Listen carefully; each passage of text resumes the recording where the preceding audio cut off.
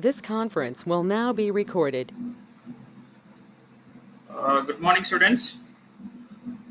I welcome you all into the online revision class this 27th June of 2020. In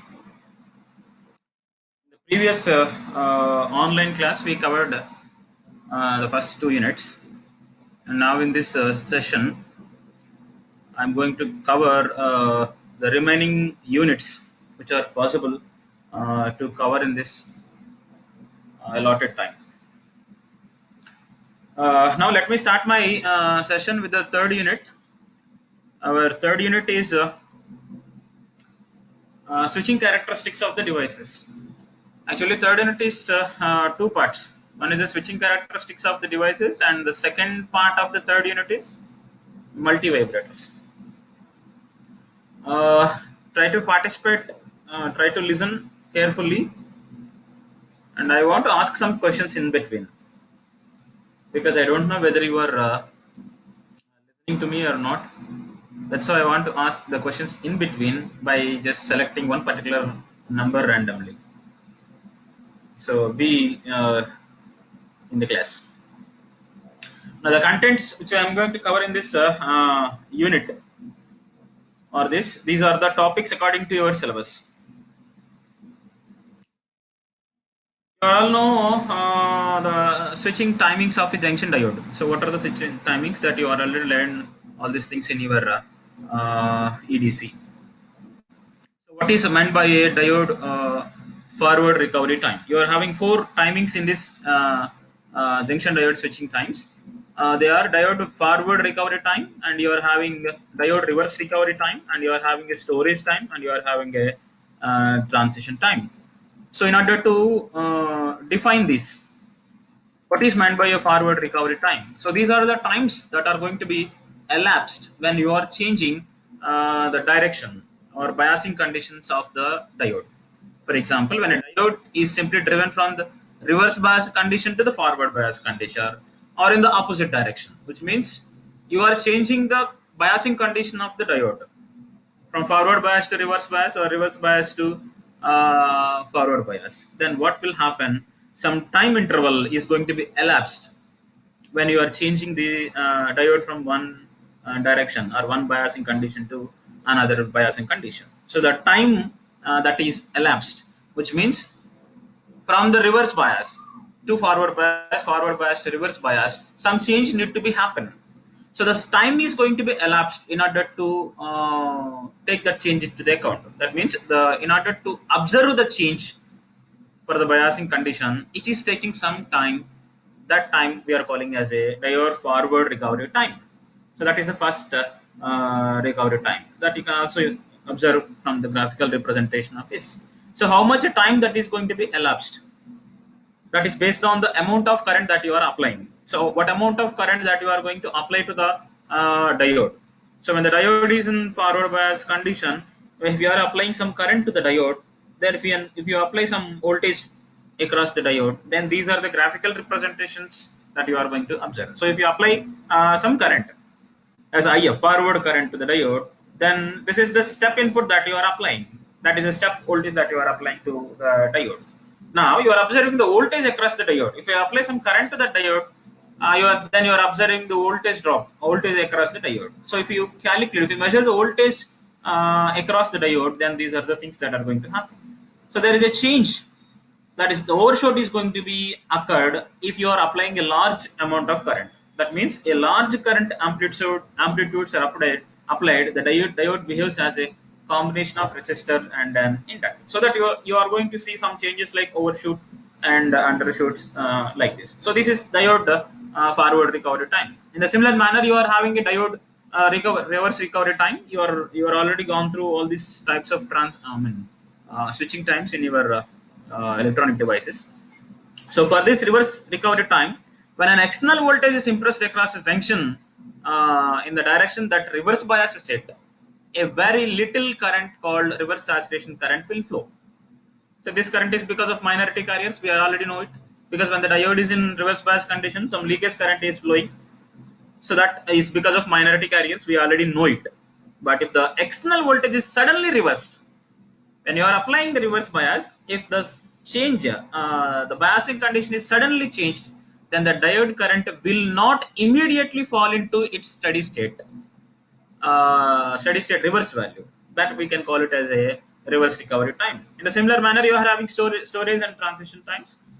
You can understand the storage time and transition times from this definitions given to you easy, so that you can go through it and you can easily understand these timings. So these are called four switching timings of a diode. So when you are talking about a diode, then we need to consider all these four timings into considerations, which we can call them as a switching timings of a PN junction. Now, to understand the switching characteristics of a diode, first let us understand what is meant by a piecewise linear diode characteristics. As you already know the VI characteristics of a diode, we generally used to draw the VI characteristics of a diode like an ideal characteristics, practical characteristics. Now we are considering the piecewise linear diode characteristics, which means when we are forward biasing the diode, we are simply saying that diode is in forward bias condition, it acts like a short circuit. But what is the thing that is practically happening? There exists a forward resistance called RF. When the diode is in forward bias, there is an internal resistance. So the diode acts as some resistance, which we call that as a forward resistance, RF. So when the diode is in forward bias condition, there is an internal resistance. When the diode is in reverse bias condition, there is an internal resistance called RR, reverse resistance of the diode. So what will happen if we consider a piece of element into consideration? Then these are the characteristics that we are going to observe, where we are going to consider this for the large signal approximation. So these are the characteristics. So after this V gamma is, we can call it as a threshold voltage, or you can call it as a cut-in voltage. So the diode behaves like an open circuit if V less than V gamma. So a practical diode need a minimum voltage to bring it into conduction. So that we can call it as a threshold voltage or a cut-in voltage of the diode. So if you are applying a voltage somewhat less than that particular voltage, then the diode acts as an open circuit, and the characteristics simply shows that a constant incremental resistance, which we represented here it as a R, that is equal to dVA by di if the value is V is greater than V gamma. That is the thing. So the R here is called a forward resistance. So the static resistance RF is equal to V gamma, and that we can check it. Now look at this values. So what are the values which we are considering? For a germanium, we are considering a threshold value as different. For a silicon, we are considering a cut-in voltage or a threshold voltage different for different currents. So for example, if the current swings from the cutoff to 10 milliamps, then for the germanium threshold voltage is 0.2, then the forward resistance of the diode is 20 ohms. And similarly for the silicon, V gamma is equal to 0.6 volts and RF is equal to 15. Generally we are having we generally used to use 0.7 as a threshold voltage sometimes, 0.6 sometimes, 0.65 sometimes. There is an approximation. So that is actually based on the current swing that we are applying. So for the current swings from the cutoff to 10 milliamps, then we need to take V gamma as 0.6. But in sometimes we generally take the values roughly from 0.6 to 0.7. And for the current swings up to 50 milliamps, for the germanium it is 0.3 volts and the forward resistance is 6 ohms.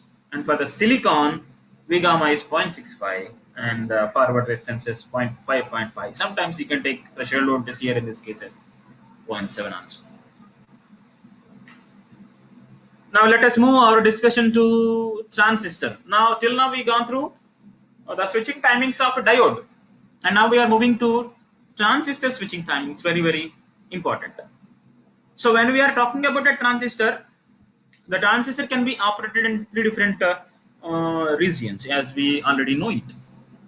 So the transistor is having two junctions. Based on the biasing conditions of the junctions, the transistor is going to be operated in one of these three regions. So the three regions which we know is cutoff region, active region, and saturation region. So if you want to operate a transistor in cutoff region, then how to apply the junction voltage? We are having an emitter junction and you are having a collector junction. So the emitter junction means it is an emitter base junction. That means that is a junction between emitter and base. And there is another junction that is between collector and base junctions, right? So I can simply call it as emitter junction and collector junction. based on the biasing conditions, which means if both the junctions are reverse biased, which means collector junction is reverse biased, emitter junction is also reverse biased, then the transistor is operated in cutoff region, which we generally use it as a off switch in that particular region. So when a transistor is operated in a cutoff region, it acts as a off switch. Similarly, when the emitter junction is forward biased and the collector junction is reverse biased, then it operates in the active region. In that particular region, we are using the transistor as an amplifier, right? And in a similar manner, the last case is when both the junctions are forward biased, which means when both emitter based junction and the collector based junctions are forward biased, it operates in the saturation region. In this particular region, the transistor acts as a closure switch, which means it is act as a on switch. For example, if you want to operate the transistor as a switch, then we need to operate the transistor in between cutoff and saturation regions by neglecting active region. So we need to bring the transistor from cutoff region to saturation with a small negligible active region. Then the transistor is operated in a acting as a switch in that particular case. So if you want to operate it as a switch, if you want to make it to work it as a switch, then we need to operate between cutoff regions and saturation regions. So these is the thing. So these are the three regions of a transistor.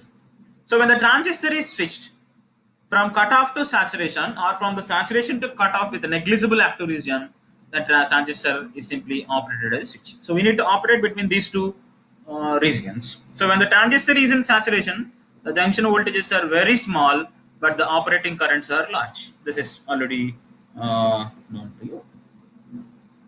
Now these are the characteristics, output characteristics of a transistor. So I'm applying a base voltage that is between collector, base and emitter, and this is between collector and emitter. So this we are going to call it as a output characteristics of a transistor. So when you are applying some base current, so the base current is simply calculated from here. We are applying some voltage VBB minus the cut-in voltage VBE divided by RBE, you will get a current. So if I am applying the current, base current, IB is equal to VBB minus VBE by RB. So that you will get, if you are applying some voltage, then you will get a base current, IB, from this formula. So based on the amount of base current that we are applying, you are going to find out the collector current. So because there is a relation between base current and a collector current, IC is equal to HFE into IB, I can calculate by using that, or otherwise from the formula IC is equal to VCC minus VCE by RL. I can also use that formula from that. So based on the condition of a transistor, we are able to measure the value of VCE, so that I can calculate the collector current. So if I draw the output characteristics, you will get it. So this you can see here, if IB value is 0, so below this IB equal to 0 value, this region is called a cutoff region. So as you are going on increasing this IB value, the current after reaching, as you are increasing the base current to this particular level, then it is simply saturated like this. So this is called saturation current. So the saturation point is simply denoted here, that is when IB is equal to IB saturation. So that is the starting point of a saturation current. For example, if the transistor reaches to saturation, which means even though you are increasing the base current at that particular time, there is no increment in the collector current. Generally, when the base current is increasing, collector current need to be increased. But after reaching to the saturation point, even though you are increasing the base current, there is no increment in the collector current. That is called a saturation point. So the minimum current required, base current required in order to bring that collector current into that point is called IB saturation.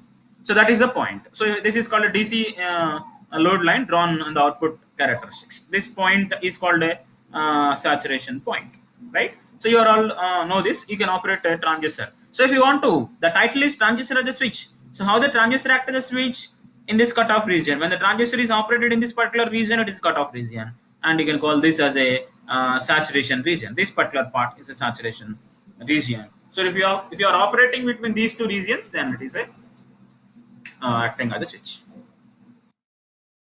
These are the points that I already explained now. Now the important point is the switching timings here. So what are the switching timings of a transistor? I'm taking the same diagram I'm applying some input voltage, which means that is converted into a base current, and I'm calculating the collector current. So I'm drawing the graphical representation here. So look at my graph pointer. I think you are able to see my mouse pointer. There may be a time delay, but try to understand. Here I'm applying input voltage. So input voltage is base is applied to a base like this. This is Vi, and this is the voltage that I'm applying here. Right now, when the base current starts increasing from this particular point, when the base current starts applying to the base of the transistor, what will happen according to the relation between base current and the collector current? If the base current increases, collector current also need to be increased. But in the starting, we need a minimum current to get a collector current, which means the the transistor need to start conducting. So in order to make that transistor to conduct, I need a minimum current called base current. When you are applying a minimum current less than that base current, the transistor is not conducting, so that you won't find any collector current. So that if you find the same thing in this output, the collector current IC here, IC here means I am drawing the collector. See, this is the input voltage, so that I can convert input voltage into base current, right? So that if the input voltage is increasing, base current is also increasing. So just related to the base current. Then I am drawing the collector current. So if the input here increasing means at time t equal to 0, the input suddenly increases. Now you won't find the same sudden increment in the collector current, which means the collector current takes some time to reach to the maximum value. But if you observe the input value, the input suddenly rises to the maximum value at the time t equal to 0 itself. But if you find the output, collector current, you won't find such a sudden change. It means it is taking some time to reach to the maximum value, like an input. So that means these are the times which we are going to calculate. So this time we are calling is a delay time and the rise time. So the amount of time that it is taking to reach the maximum value. So that I can simply call it as a delay time and a rise time. Now look at here, just look at my mouse pointer. The collector current starts commencing from here. I start applying base current from here, but there is no current because there is no input, that is a negative value, not enough to bring the transistor into conduction, so that you won't find any collector current. Now here the base current immediately suddenly rises to maximum value. Now the collector current starts commencing here slowly and it increases exponentially here like this. Now the time that it is taking to the collector current to increase up to 10%. So that I am dividing, see, look at here, this is the maximum value, this is 100%, this is 0%. 0% to 10%, that is 0.1 times of ICS. This is ICS means saturation current. This is a saturation current. After that you won't find any increment in the current. So that 0.1 times of ICS stands for 10% of maximum current. 0.9 times of ICS means 90% of the maximum current. So IC is the maximum current. Now you can look here. From the commencement of the base current, the collector current starts increasing from here. The time which takes to the collector current from 0% to 10%, 10% to increase from 0% to 10%. So that is called delay time. So these are the times which I indicated here. This is a delay time. So the amount of time that it is taking to the collector current from rising from 0% to 10%. That means from the commencement of the collector current to reach up to 10%. That we can call it as a delay time, which is simply represented in this graph. So 0 to 10% is a delay time. Now the amount of time that it is taking to the collector current or an output current to rise from 10% to 90% of its final value. Final value is IC. 90% of final value is 0.9 times of ICS. So the amount of time that it is taking to the output current to rise from 10% to 90% of its final value is called rise time. So that there is a delay time, there is a rise time while the input is increasing, and the input remains steady, constant at one particular level. The output current also remains constant at up to that particular period. Now the addition of these two timings, delay time and rise time, is called on time of the transistor. On time of the transistor means it is taking some time to increase its current to 90%. So this is the sum of delay time plus rise time, which I think I represented here, right? So on time of the transistor is equal to TR plus TD, rise time, delay time plus rise time is the on time. Now look at here, this is very important. Now at time t equal to capital T, the input starts falling from the maximum value to 0 or a negative value.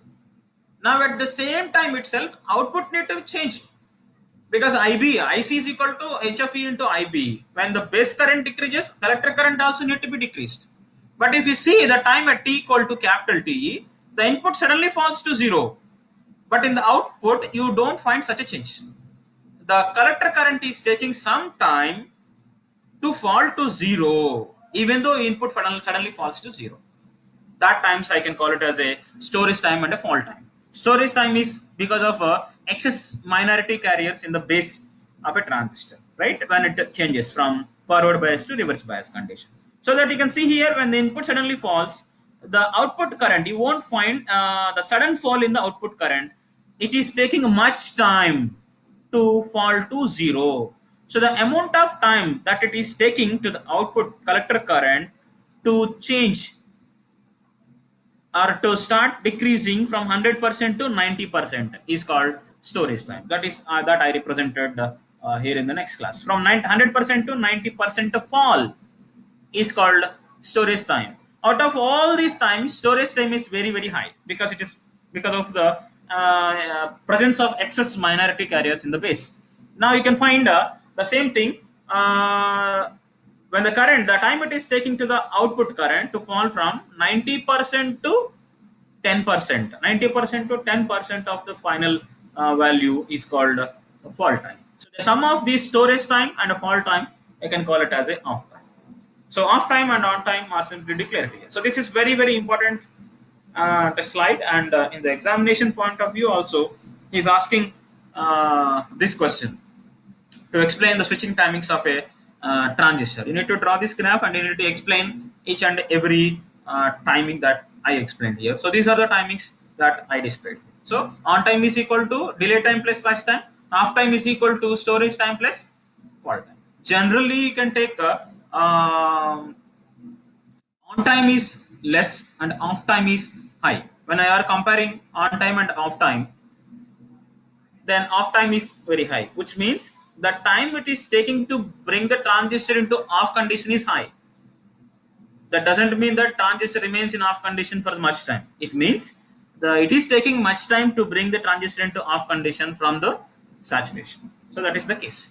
So that's all about this particular switching conditions of a devices. So the devices which we concentrate according to the syllabus, PN junction diode and a bipolar junction transistors, and these are the devices that we concentrated to learn about the switching timings of the devices. So that's all about the first half of the third unit.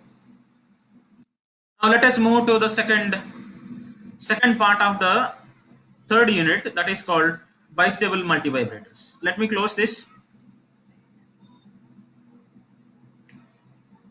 Now this is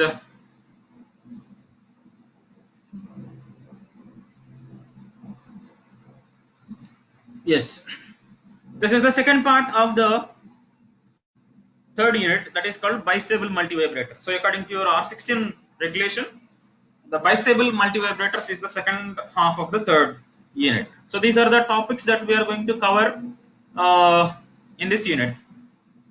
So since multivibrators are all need to be combined into a single topic or a single chapter, that's why I'm combining both the second half of the third unit and entire fourth unit into one particular slideshow. So you'll find the second half of the third unit and entire fourth unit in this presentation. So the fourth unit also covered in this particular slides. Now look at this, the bistable multivibrators. These are the topics that we are going to cover according to your syllabus. Now let us move to a bistable multivibrator. So you already know what is meant by a multivibrators. As you already know, that multi means many, vibrator means oscillations.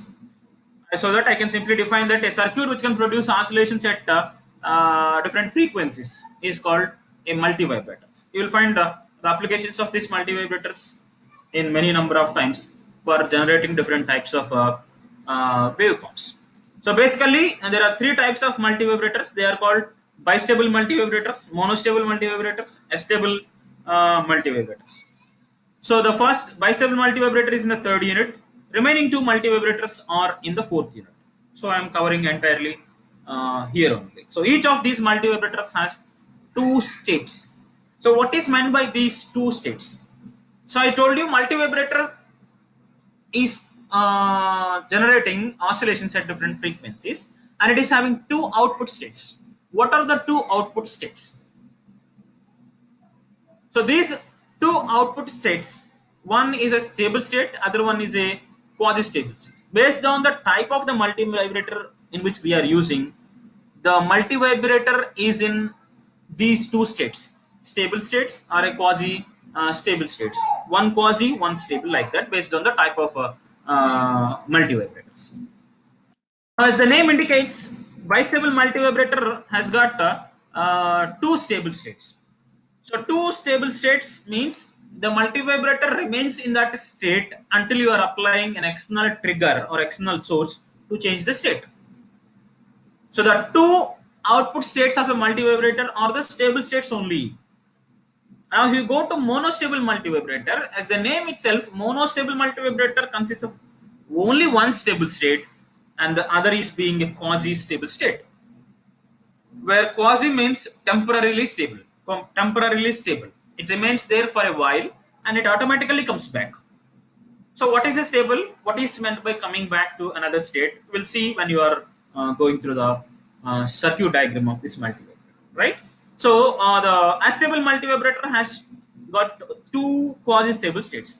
The two output states of a astable multivibrator are quasi-stable only, which means temporary stable only, which is oscillating between the two states.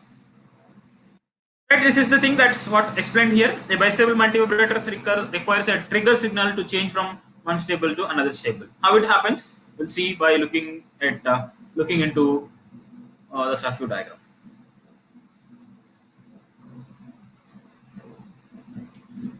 Let us see the bistable multivibrator. There are two types of bistable multivibrators. They are called collector coupled bistable multivibrator, and the second one is a emitter coupled bistable multivibrator. Again, collector coupled bistable multivibrator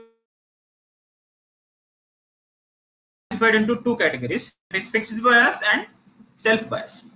Let us see one by one. Let us see the fixed bias bistable multivibrator first.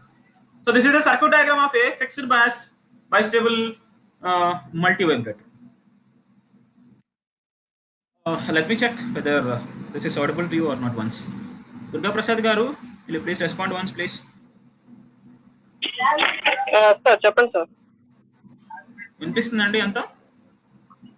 Okay sir, వినిపిస్తుంది. Okay. Now let us see this fixed bias bistable multivibrator. As the circuit indicates that there exist two transistors Q1 and Q2. Now the output of one transistor is given as an input of another, an input to another. This is called cross coupling. This coupling is called DC coupling because the components which we are using for the coupling purposes are the resistor. Resistor is a DC component, right? So the output of one transistor is connected as an input to another transistor. The output of one transistor is given as an input to another transistor. This is called cross coupling, and that too the coupling used here is a DC coupling, right? Now what is the operation of this, and what is meant by different states? So bistable multivibrator consists of two stable states. Now look at here, the transistors which we are operating here are operating them as a switches, which means either on switch or off switch. When Q1 is in on condition, Q2 must be in off condition, or when Q2 is in on condition, Q1 must be in off condition. Based on and off conditions and how much time that they are in that particular state, based on these conditions we are calling them as stable or quasi-stable states. Now look at the operation of this particular circuit and let us see what is meant by a stable state. This bistable multivibrator is having two stable states. What are the two stable states? Let me analyze here. Now I represented two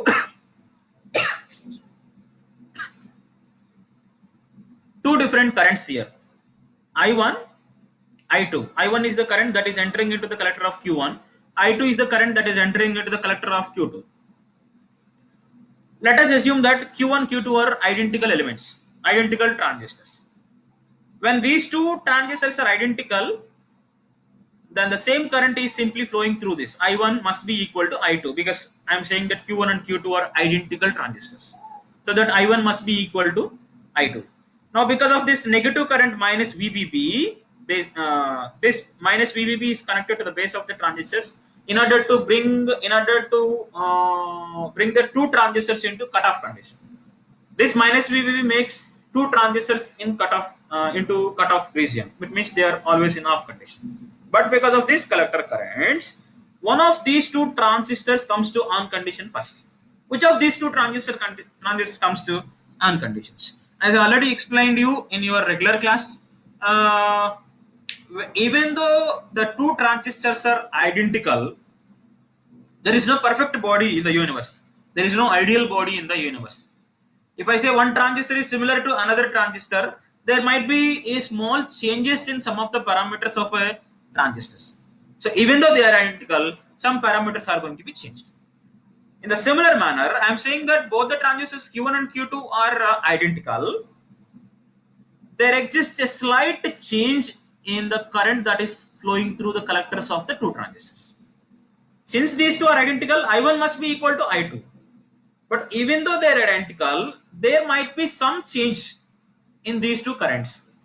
For example, I1 may be slightly greater than I2, or I2 may be slightly greater than I1. So this is the thing that we need to consider. This is an assumption. Actually, I2 must be equal to I1, but by considering some conditions into account, I am just assuming that I1 is slightly greater than I2. So when I1 is slightly greater than I2, initially two transistors are in off condition, then I1 is entering into this collector, and from here, since this Q1 is in off condition, that tries to come into the base of transistor B2. Since this I1 is slightly greater than I2, this slightly high current brings this transistor Q2 into conduction, which means when the transistor high current is applied to the current base of B2, then the transistor Q2 tries to come into conduction. When it is trying to come to the conduction, what will happen? So that collector current starts flowing. So that I am going to measure some voltage. The entire current, that is I2, is entering into the collector of a transistor. When the transistor Q2 starts conducting, the collector voltage VC2 will be less because that will become VC saturation if it is in saturation. So that less voltage is applied to the base of transistor Q1, so that transistor Q1 completely comes to cutoff region. Now we understand this point. So just concentrate once again. I1 is slightly greater than that high current is applied, slightly greater than current is applied to the base of transistor Q1, which is bringing the transistor Q2 into conduction. That process repeatedly happens. When I1 is increasing, I2 gets decreases. The I2 that is entering into the base of Q1 reduces, because when transistors Q2 is coming to the conduction, entire current is entering into the collector of a transistor, not into the base of Q1. So that when I1 increases, I2 decreases. So the decreased current is applied to the base of transistor B1, so that transistor Q2 comes to on condition and transistor Q1 comes to off condition. So this is the thing. So if I assume I1 is slightly greater than I2, then Q2 comes to on condition first, and then Q1 comes to off condition. This is called one stable state. So Q2 remains in on state, Q1 remains in off state. So if you are not doing anything with this circuit, the Q1 remains in on condition, Q2 remains in off condition. That is called one stable state. That is one stable state of a bistable multivibrator, right? Now what I want to do is, I want to change the state of it, which means I want to bring Q2 into off condition, Q1 into on condition. Then what I need to do? Without doing anything externally, the circuit will never change its states. That is why it is called stable state. It remains there itself until you are applying an external supply. So in order to change the state of this particular multivibrator, in order to bring the transistor Q2 into off condition, I need an external source. I need an external trigger. That's why we call it as a triggering. So triggering need to be applied from the external source to the multivibrator to change the state of it. So I may apply the triggering at any place, like at the collector of a off transistor, base of a off transistor, base of a on transistor, base of a collector of a off transistor, wherever you want. There are 4 locations possible to apply the triggering to this circuit. I can apply at the collector of a off transistor, or I can apply at the collector of a on transistor. I can apply at the base of a on transistor. I can apply at the base of a off transistor. So based on the location of the application of the trigger, we are using different types of triggers. We are having different types of triggers, positive triggers and negative triggers. If you are applying a positive trigger, then we need to apply different location. If you are using another, you need to apply based on, for example, generally triggering is applied at the base of a off transistor or on transistor. Now say for example, this transistor Q2 is in on condition, Q1 is in off condition. Now if transistor Q2 is in on condition, means it is taking much more base current, which means base voltage is very high. That's why the transistor Q2 is in on condition. In order to bring this Q2 into off condition, if you want to off the transistor, I need to apply the base voltage which is less than cut-in voltage. So the trigger voltage, the external voltage that I am applying is negative. If I apply at the base of transistor Q2, if that applied voltage is negative, automatically this on transistor comes to off condition. That is why I am applying a negative trigger at the base of a on transistor, so that on transistor will become off. When the transistor Q2 is in off condition, the collector voltage increases, that is approximately equal to VCC. Now this VCC is applied to the base of transistor B1. So the maximum current is entering into the base of a transistor Q1, so that Q1 comes to on condition. Which means initially Q1 is off, Q2 is on. But now I am applying an external trigger in order to change the state of it, so that now Q2 will become off and Q2 will become on. This is another stable state. Now if I remove this triggering, the multivibrator remains in this state only, Q1 on or Q2 off. It remains in this particular state until you are applying another trigger to change the state again. So initially one stable state, after applying a trigger, another stable state. So this multivibrator is having 2 stable states. This multivibrator remains in this particular state until you are applying external trigger. That is why it is called bistable. Bi means 2. It is having a 2 stable states. That is why it is called bistable multivibrators. So since this is a revision class, I hope you don't need much explanation than this for this bistable multivibrator, right? So these are the stable states, and this is an operation of a bistable multivibrator also. Now let us see the collector catching diodes. What is meant by collector catching diodes? Now in the previous case, if you are connecting some load to this collector of a on transistor, that load comes in shunt with this RC, so that there you will find some loading effects, which means if you are connecting something as a load to this particular circuit, then the circuit is simply deviating from its original values. It is giving a different values. So there it shows some effect of loading. So in order to overcome from that, I am using collector catching diodes. So the collector catching diodes are simply connected here.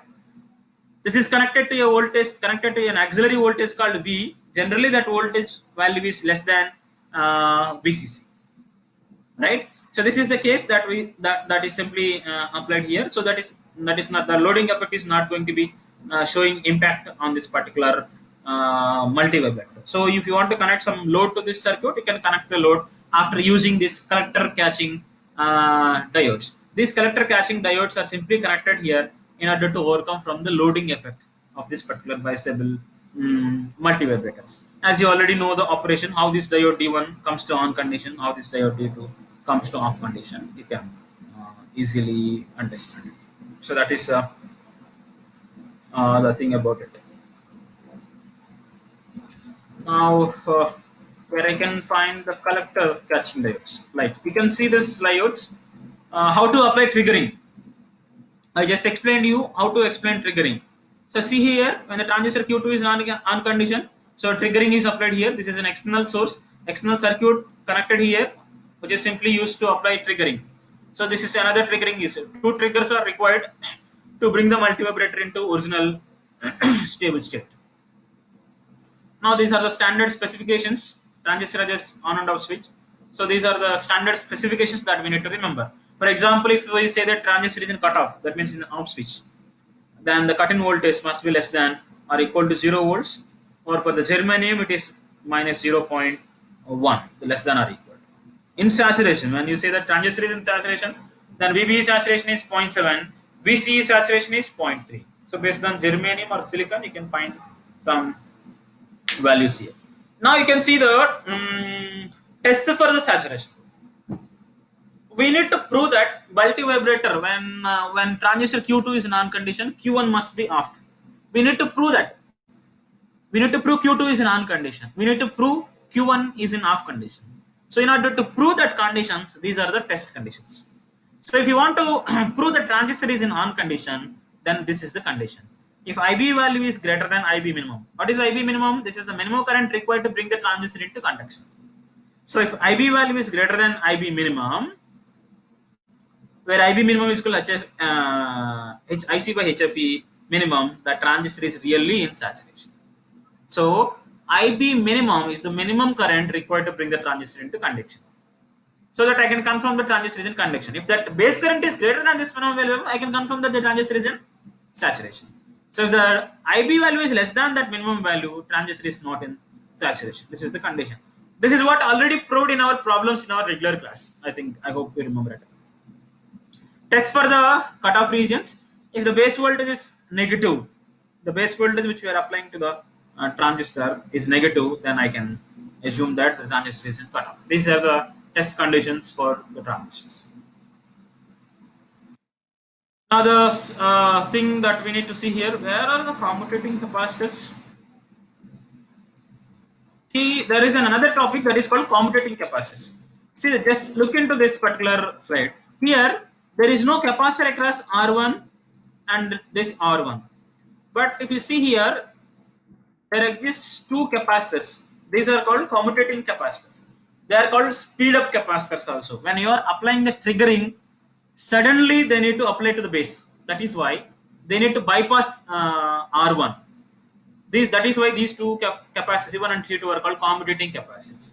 When you are suddenly applying something externally to the circuit, these capacitors are simply applying the value to the base of the transistors. That is why these are called commutating capacitors, or you can also call them as a speed up capacitors. You can also call them as a transpose capacitors, I think.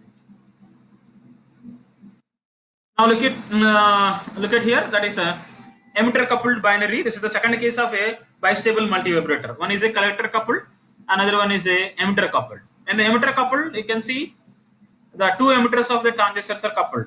Whereas in the previous fixed bias collector coupled, there is no coupling of emitters. Emitter is grounded. But here in this emitter coupled, the emitters of the two transistors are coupled and it is connected to ground through some resistance called RE. So some potential is going to be developed at this node called E. That voltage we are calling it as a V. Now look at this circuit. This circuit is very, very important. You can call this as a Schmitt trigger circuit. So in Schmitt trigger, we are having two values, UTP and LTP, upper trigger point or upper threshold point. LTP is a lower threshold point. Everything is explained in this slide only. So listen carefully. Now, according to the construction of the circuit, I hope you can understand which of these two transistors comes to on condition first. As the construction is indicating, if I am not applying any input, I need to apply input here is the transistor Q1. I am applying input voltage to the base of Q1, and the collector of a first transistor is connected to the base of second transistor. So automatically, the current coming from VCC is directly entering into the base of second transistor. So always, in this particular case, always Q2 is in on condition. Initially, Q2 is in on condition. When I am not applying any input, Q1 is in off condition. This is one stable state. So in this particular stable state, I am applying some input to this base of transistor Q1. Now what will happen? as I am going on increasing the input voltage to the base of transistor Q1, initially Q2 on. Now when I am increasing the input voltage, transistor Q1 trying to come to conduction. When Q1 is trying to come to conduction, Q2 starts decreasing its conduction. Initially it is in on condition, which means it is in saturation. Now Q1 starts conducting and Q2 starts decreasing its conduction. Generally these two are going to meet at one particular point. As you are going on increasing the input voltage of Q1, now Q2 starts decreasing its conduction. Q1 starts increasing its conduction. Right? Now the amount of input voltage required in order to bring the transistor Q1 into conduction is called upper threshold point. Upper threshold point, very very important. The amount, I am applying the input voltage to the base of Q1. When I am applying the input voltage, at one particular voltage, the transistor Q1 completely comes to conduction and transistor Q2 comes to off condition. So the voltage at which the transistor Q1 starts conducting is called upper threshold point, UTP. At UTP, Q1 is in on condition, Q2 is in off condition. Now, if I start decreasing the current, if I start decreasing the input voltage applied to the base of transistor Q1, then what will happen? Now transistor Q2 decreasing its conduction. Now Q1, when transistor Q1 is decreasing its conduction, collector current increases. That collector current is applied to the base of Q2, so that transistor Q1 starts increasing its conduction. So that what will happen? Now again Q1 comes to off, Q2 starts conducting, Q2 comes to on condition. So the voltage at which the transistor Q2 comes to on condition again is called a lower trigger point. So these are the upper trigger point or lower trigger points are the voltages applied to the base of transistor Q1. So at one particular voltage, transistor Q1 starts conducting. Initially it is in off condition. That voltage is the upper trigger point. But when you are decreasing the voltage at one particular voltage, the transistor Q1 comes to off condition again, Q2 comes to on condition. That voltage is called lower trigger point. In the examination, he is asking us to derive the expressions for upper trigger points and lower trigger points also. I can also calculate the voltage by using the formula here. Output voltage is equal to VCC minus IC input. So this is the point or a location where I am measuring the output voltage. So this is about Schmitt trigger. So that is about Schmitt trigger. So these are the waveforms. Now look at here. If the loop gain is exactly equal to 1, it is the location where loop gain is less than 1 for the circuit. Because there is a loop, we need to calculate the gain of it. When I am calculating it based on the loop gains, you are having the output to voltage graphs like this. So this is the case for this. There exists a hysteresis loop also. So according to the syllabus, maybe hysteresis loop is not important to you. If it is sometimes, for example, when I am increasing my input voltage, there exists an upper trigger point, which means Q1 starts conducting. But when you are decreasing the current, again at the same point, the Q1 need to come to off condition. But it doesn't happen at the same point. It is going to happen at different point. That is called hysteresis. Hysteresis loop. That is very important. If possible, we will see in the regular classes. Now, applications of the Schmitt trigger. Schmitt trigger converts any type of arbitrary wave into a square wave, which means if you are applying any input to the circuit. Now look at the circuit. The input is applied to the base of the transistor Q1. So the input voltage which we are applying to the base of transistor Q1 is maybe any arbitrary wave, irregular shape. If any irregular shape is applied to the base of transistor Q1, the output which is measured at the collector of a second transistor is always a square wave. That is very important. So Schmitt trigger converts any type of arbitrary wave into a square wave. That is the application of a Schmitt trigger. So that's all about third unit. In the third unit, we covered switching characteristics of the diode and bistable multivibrator. Now let us move to the fourth unit.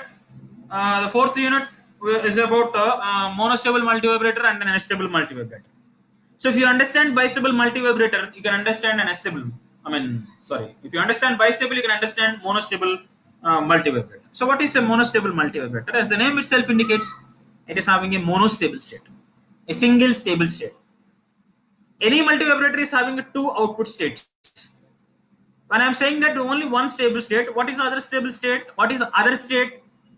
It is a quasi-stable state. The other state of a monostable multivibrator is a quasi-stable state, which is called temporarily stable state. So how it happens? Why the monostable multivibrator is having only one stable state? Why other is a quasi-stable state? What is meant by a quasi-stable state? Let us see here. This is called a monostable multivibrator. This is similar to your bistable multivibrator. So when you are using a bistable multivibrator, connection difference is here is a R1, there is a commutating capacitor here. But here I am replacing resistance R1 and I am connecting a collector. I'm connecting a capacitor. So there is no R here. In bistable there is a R here. In place of R I am connecting a capacitor here. And there is no resistance R2 here, and it is connected to minus VB actually in binary, but here is no resistance here. So this is the construction of a monostable multivibrator. Now let us see how this is in stable state and quasi-stable state. Now look at here, some current IR is coming here. Since there is a capacitor, this is an off condition, no current is coming here. So this IR is coming here and it is entering into the base of Q2. Now the current coming from VCC is directly entering into the base of Q2. So that is enough to bring the transistor Q2 into conduction. So that Q2 is always in on condition in this case. So Q2 on condition, so automatically the collector voltage of an transistor VC saturation that is applied to the base of Q1, that is not enough to bring the transistor into conduction. So that Q1 is enough. So Q2 on, Q1 off. So it remains there itself if you are not applying any external voltage. That is called stable state.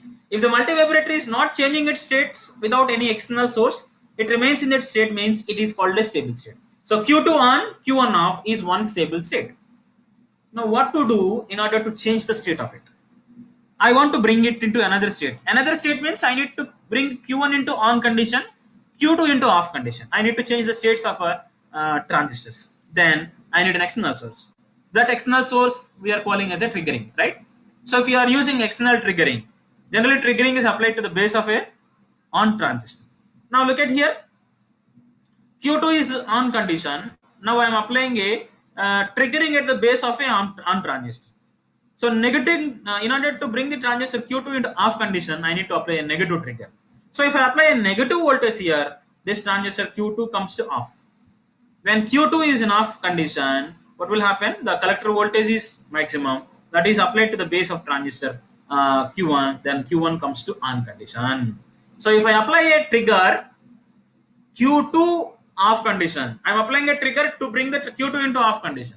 When Q2 is off, by taking the collector voltage from the Q2, Q1 comes to on condition.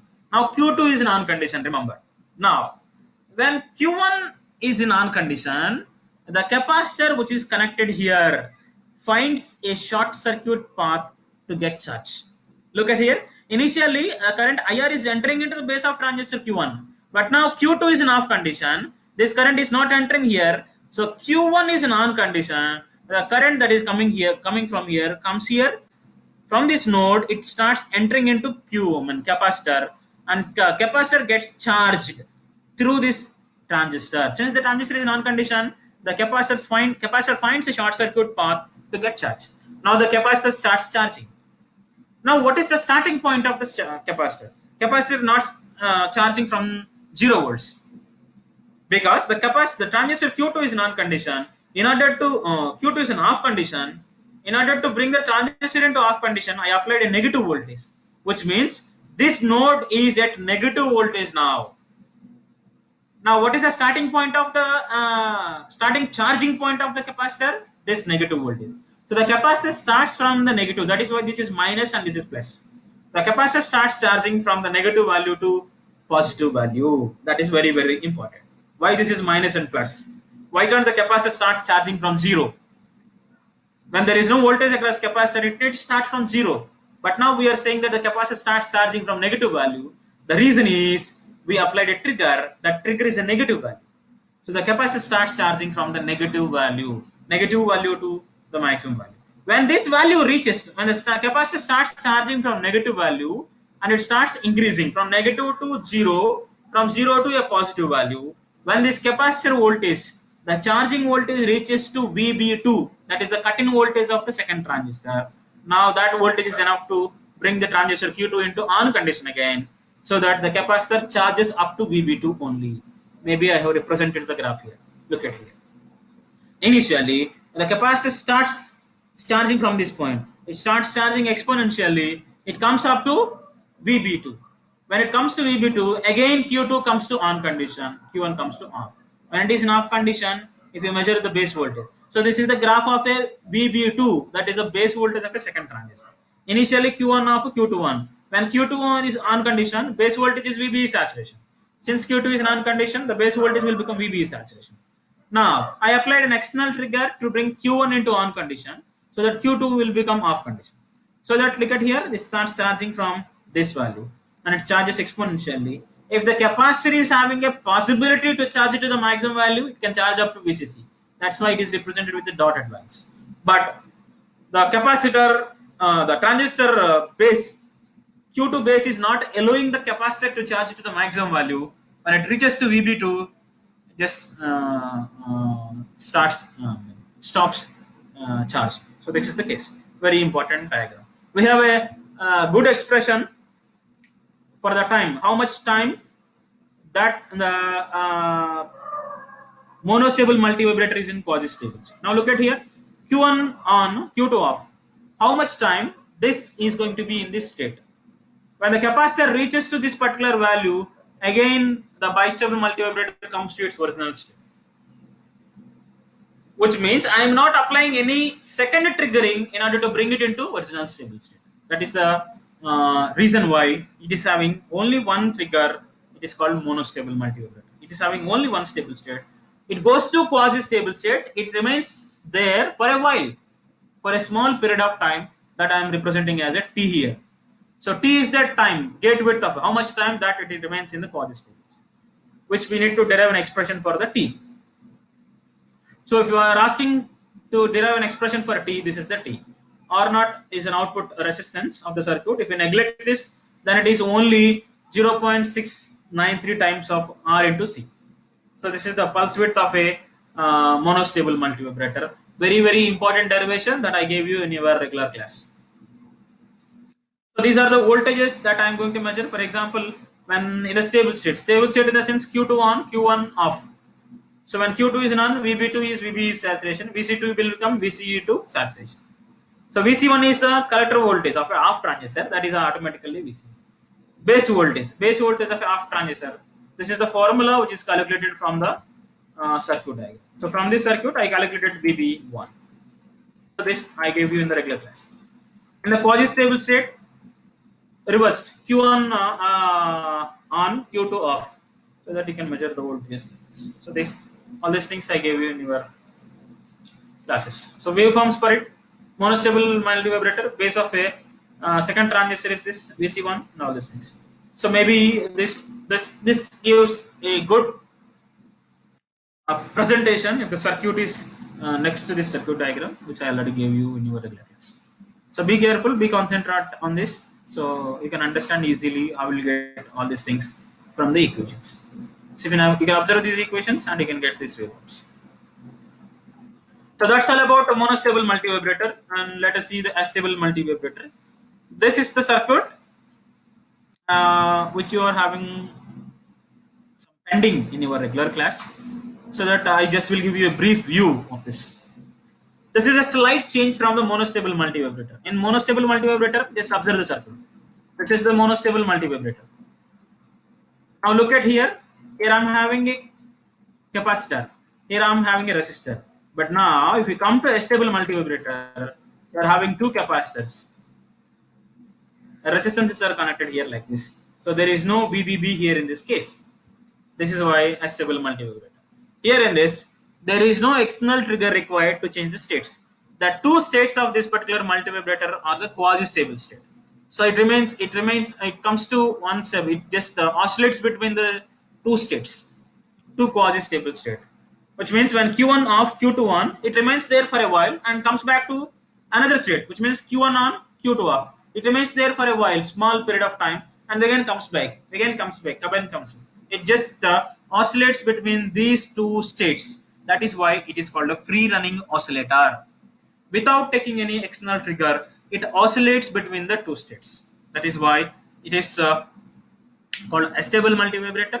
So the time, how much time that it is going to be in that stable state. One stable state for T1, another stable state T1. So the total time T1 plus T2 will become T. That is why if you want to calculate T1, it is 0.693 times RC, which we already calculated. Since we are having two states, we are multiplying it with 2, so the value will become 1.386 times of RC. Since we are calling it as an oscillator, we can calculate the frequency oscillator. Since this is a frequency free running oscillator, I can calculate the frequency like this. These are the waveforms that I am able to draw for this case. So that's all about multivibrators. So in the multivibrators, we covered bistable multivibrator, monostable multivibrator, and stable multivibrator, and we just differentiated these three. Bistable multivibrator has two stable states. Monostable multivibrator has one stable state and one quasi-stable states. A stable multivibrator is having two quasi-stable states. So remember, if you draw the circuit and you represent, if you write something about that, you'll get half of the marks for in your examinations. So the drawing the circuit diagram is the heart to any question belonging to this. Even in the problems also, he is asking us to calculate some currents. Then first draw the circuit diagram, indicate some currents, so that you will get a good impression and you will get a minimum marks for it. Right? This is what I already told you in your regular class. So in the examination pattern, it seems to be like a complex circuit, but don't neglect. Try to practice the circuits. You will get good marks in this. So that's all about unit number 4. Now let me move to unit number 6. Unit number 6. Let me complete the unit number 6 first, and then we'll come to actually unit 6.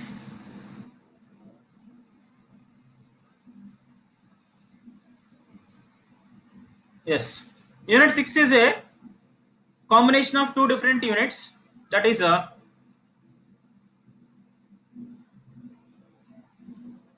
logic families and sampling gates. First half is a logic family, second half is a sampling gates. So let me cover the logic families first, and then we'll go to sampling gates. If the time permits, we'll see the remaining unit. If not, we'll stop our discussion here itself.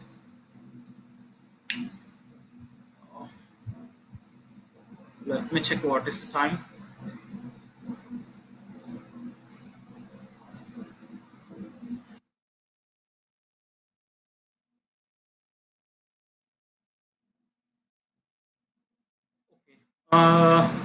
Let us see the logic families. According to the logic families, this is the syllabus. We need to talk about diode logic, transistor logic, diode transistor logic, transistor logic, emitter coupled logic. So in the examination pattern, we asked you to concentrate on this much. You'll get good marks easily from this unit. You already designed simple circuits using diodes, simple circuits for different gates. Now let us see diode logic. What is meant by diode logic? A circuit with only diodes and some passive components is called diode logic. All the components which we can see, which we are able to see in the circuit, must be only diodes. If not diodes, there may be passive components. These are the only possible components in the diode logic. Now you can see here the first OR gate. I am connecting the two diodes here, diode D1 and D2, and I am applying some inputs. So this is called two input OR gate. So how this circuit acts as a OR gate, you can understand here. So for the two inputs, I am applying 0, 0. So to understand this logic families, I told you in the regular class, you need to remember about the logic levels. What is meant by logic level? The range of voltages used to identify logic low and logic 1. For example, if I say logic 0, what is the range of voltage that a system can identify? That is, if it is a diode logic, we are taking it as 0 to 2 volts is a logic low, 3 to 5 volts is a logic high voltage. So that I can say that 0 to 2 volts is a logic low value and 0 to 1 volt is a high voltage. Here ES means VCC, consider it as a VCC. If I am applying both the input values as a 0 0, I am applying 0 volts, I am applying a 0 volts. Now these two diodes are in reverse bias. So if this is in reverse bias, if I find the output voltage here, that is also a 0 voltage. So if I apply 0 0, output is a 0 volts. Now if I apply 0 volt and it is a 1 volt, this is 0 volts and this is 1 volt. 1 volt, 1 means logic 1. Logic 1 in the sense it is a 5 volts. Now for the input 2 I am applying 5 volts. Now this diode D2 by taking 5 volts comes to forward bias condition, and I am measuring the output here. When this diode is in forward bias condition here it is 5 volts and there is a drop here, and I am calculating the output voltage. So the drop across the diode may be 0.7 volts. Here I am applying 5 volts. Out of 5, 0.7 volts gets dropped here. Remaining 4.7 volts is going to be appeared across this resistance called RL. That is called output voltage. So 3 volts. 4.3 volts is the output voltage, where 4.3 volts is a high voltage, which we are representing it as a logic 1. So that is why if it is 0 and 1, then it is 1. Now similarly this is 1 and this is 0, and 5 volts, 0 volts, diode D1 forward bias, and this is off. When this is forward bias, the resultant circuit there seems the drop across RL is 4.3 volts. We find this, and if you apply 1 1, both the diodes comes to forward bias. These two diodes seems to be parallel, so that if you measure the output voltage, that voltage is equal to 4.3 volts. So if you observe the truth table, this is satisfying the truth table of a OR gate. 0 0 0 0 1, when at least one input is 1, the output will become 1. This is the OR gate. So this is satisfying the truth table of a OR gate. So that this circuit is called a diode OR gate. Diode OR gate. So OR gate using diode logic. Similarly, you can see that this is a AND gate. AND gate by using diodes. This is diode AND gate. Now you can also apply the same inputs 0 0. If you apply 0 0, this is 5 volts. Now this is 0 volts. Anode side of the diode is taking 5 volts. Cathode side 0 volts. So this diode forward bias. This diode also forward bias. Both the diodes are in forward bias, and I am measuring the output voltage at this point. Now look at here. When the diode is in forward bias condition, there exists a drop across it. That is only a 0.7 volts. So if you measure the output voltage at this particular point, the output voltage is only a 0.7 volts. Right? The drop across the diode is the output voltage. The remaining voltage is going to be drop across RL, so that the output voltage will become 0.7. 0.7 we are so that is, if you apply 0 0, it is 0. If you apply 0 1, that means D1 in this case will become forward bias. So one diode is in forward bias, the output voltage is only 0.7, that is why 0. In the second case, D2 forward bias, the output is 0. Now, last case is important, 1 1. Now, I am applying 5 volts in this side.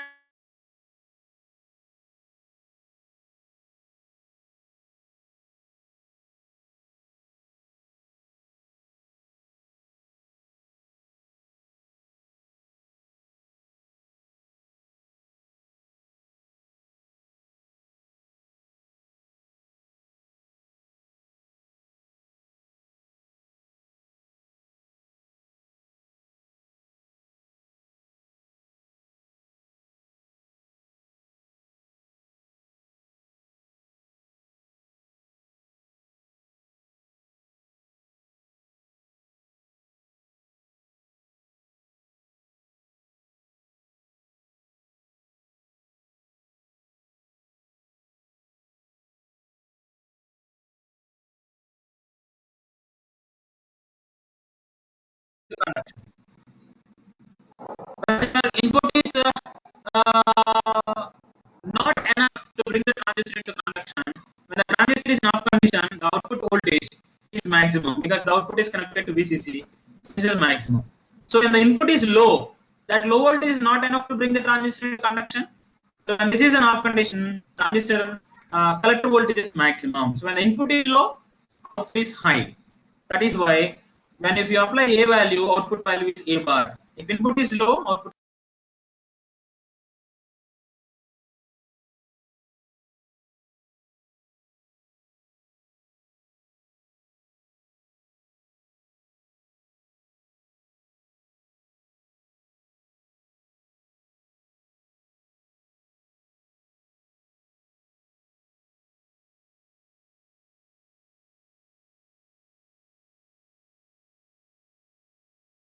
not gate. So that I can say that this circuit acting as a not gate. So this is called transistor inverter. Inverter with a transistor. The next one is a diode transistor logic. We are able to construct some circuit diagrams by using diode transistor logic. So if we consider this part, only half of this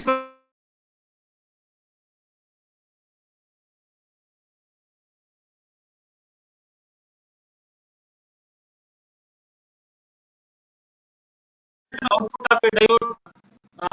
Somebody is recording this disturbing me. Please stop doing like that.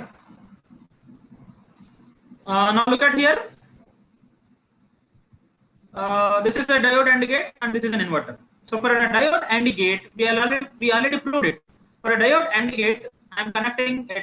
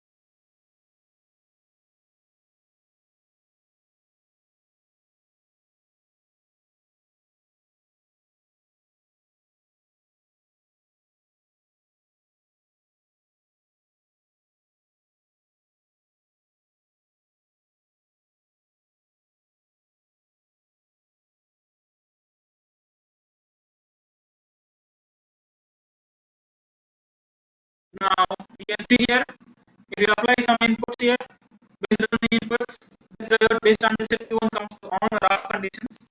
Initially, by taking the maximum voltage, this transistor is an off condition when these two diodes are in low values, right? If you are applying some negative voltages in the input, these diodes are going to be forward biased, and they are just making them to zero only. In order to eliminate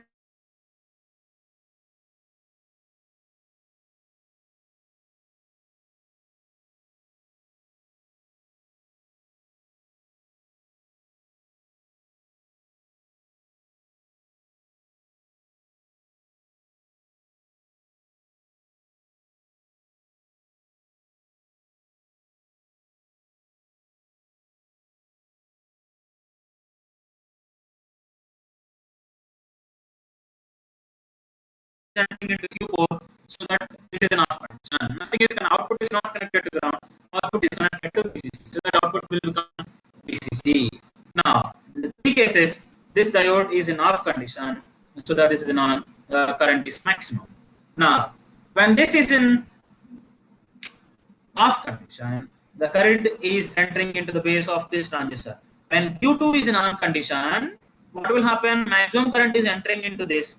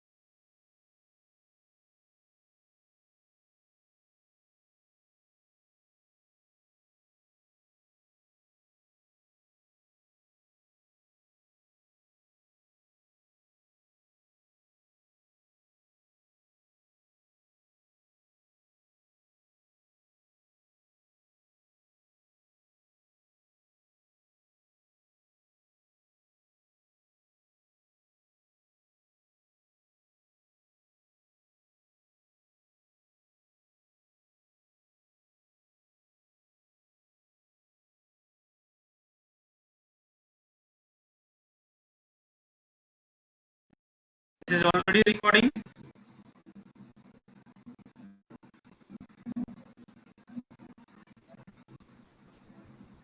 Is my camera visible to you? Durga Prasad.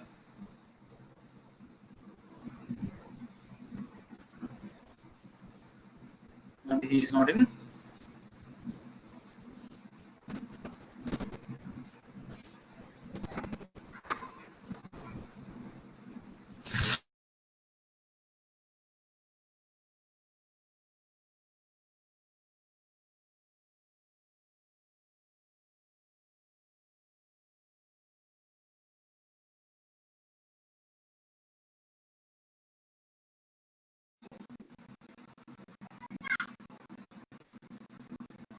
Hello, sir. Durga Prasad garu.